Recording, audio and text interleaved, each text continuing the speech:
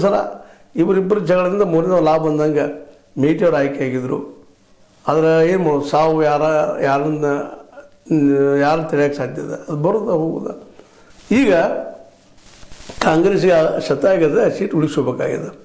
ಇಲ್ಲಪ್ಪ ಅಂತಂದ್ರೆ ಒಂದು ರೀತಿ ಏನಪ್ಪ ಅಂದ್ರೆ ಈಗ ನಿಮಗೆ ಗೊತ್ತದ, ಅದೇ ಕ್ಷೇತ್ರದಿಂದ ಇದರಿಂದ ಬಾದಾಮಿಯಿಂದ ನಮ್ಮ ಸಿದ್ದರಾಮಯ್ಯರು ಹೋಗಿದ್ರು.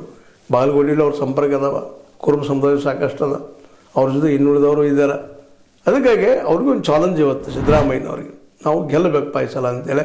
ಯಾಕೆ ಅಧಿಕಾರದಾಗ ಅದಾರ, ಕಳ್ಕೋಬಾರ್ದು ಅನ್ನುವಂಥದ್ದು. ದಾವಣಗೆರೆ ಮಾತ್ರ ಇವರಿಗೆ ಮೋಸ್ಟ್ಲಿ ಆಗೋ ಸಾಧ್ಯತೆಗಳು ಎಲ್ಲ ಅದಾವೆ. ಹೀಗಾಗಿ ಈ ಎರಡೂ ಕ್ಷೇತ್ರಗಳ ಮುಂಬರುವ ದಿನಗಳಲ್ಲಿ ನಿಶ್ಚಿತವಾಗಿಯೂ ಕಾಂಗ್ರೆಸ್ ಮತ್ತು ಬಿ ಜೆ ಪಿಗೆ ಮಾಡುವಲು ಮಡಿ ಅನ್ನೋಂಥ ಪ್ರಸಂಗ, ಅದರಲ್ಲೂ ಬಾಗಲಕೋಟೆಯಲ್ಲಿ ಸಮಗುಸ್ತದ, ಭಾಳ ದೂರಿಲ್ಲ, ಸ್ವಲ್ಪ ಅಂತರದಲ್ಲಿ ಯಾರಾದರೂ ಗೆಲ್ಬೋದು.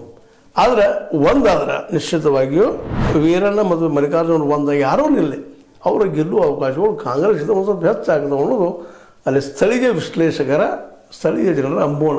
ಜನ ರೀತಿ ಮಾತಾಡ್ಕೊತಾ ಇದ್ದಾರೆ. ಅವ್ರು ಒಂದಾದ್ರೆ ಗೆಲ್ತಾರ್ರಿ ಅಂತಾರೆ. ಗೆಲ್ತಾರೋ ಸೋಲ್ತಾರೋ ಭವಿಷ್ಯಕ್ಕೆ ಬಿಟ್ಟಿದ್ದು ಜನ ಎಷ್ಟು ಮಟ್ಟಿಗೆ ಅವ್ರು ನಂಬ್ತಾರೆ ಏನು ಅನ್ನೋದು. ಬಟ್ ಇದು ನಡೆದಿದ್ದಾರೆ, ಬಾಗಲಕೋಟೆ ಜನಕ್ಕೆ ಇದನ್ನು ಹೇಳಬೇಕಾಗಿದ್ದು ಜನಕ್ಕೆ ಗೊತ್ತಿರ್ತದೆ. ನಾವು ಒಂದಿಷ್ಟು ಹೇಳಿ ಏನಾಗ್ಬೋದು ಕುತೂಹಲ ಮೂಡಿಸೋದಷ್ಟೇ. ಕೆಲಸ ಜೊತೆಗೆ ಇಬ್ಬರು ಒಂದಾಗ್ತಾರಲ್ಲ ತಮ್ಮ ಅನ್ನೋದು ಮತ್ತೆ ಚರ್ಚೆ ಮಾಡ್ತಾ, ಇದು ನೀವು ಲೈಕ್ ಆಗಿರ್ಬೋದು, ಲೈಕ್ ಮಾಡಿ, ಶೇರ್ ಮಾಡಿ, ಕಮೆಂಟ್ ಮಾಡಿ, ಜೊತೆ ಸಬ್ಸ್ಕ್ರೈಬ್ ಮಾಡಿ. H16 ನ್ಯೂಸ್ ಅರ್ಥಾತ್ ಹೇ ಸಿದ್ದರಾಮಯ್ಯ ಸತ್ಯದ ಕೈಗೆ ನೋಡಿ ವಂದನೆಗಳು.